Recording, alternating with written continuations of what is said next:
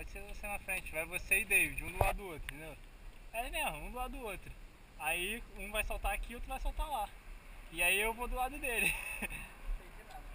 É isso aí mesmo, sai vocês dois juntos. Vai lá, mano. É, ele vai pro lado da direita, ele vai pro lado da direita e você vai pro lado da esquerda.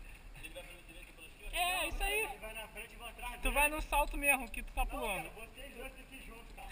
Não, cara, eu vou junto com É, mas é isso, vai. Eu junto com ele? É, tu junto com ele, mas tu vai. Vai, vocês Os dois, vocês vão paralelo, só que o David vai pular na direita e ele vai pular na esquerda. Ele vai fazer isso também.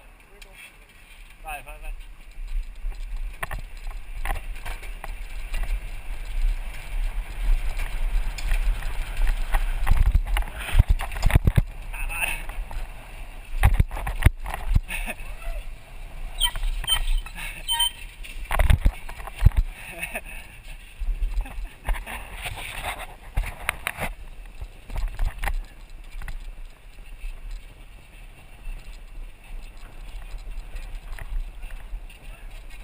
Aí, se eu puxasse o que eu tinha puxado antes, eu ia lá na casa do caralho, que eu vim muito mais rápido. Eu parei depois da rampa, cara.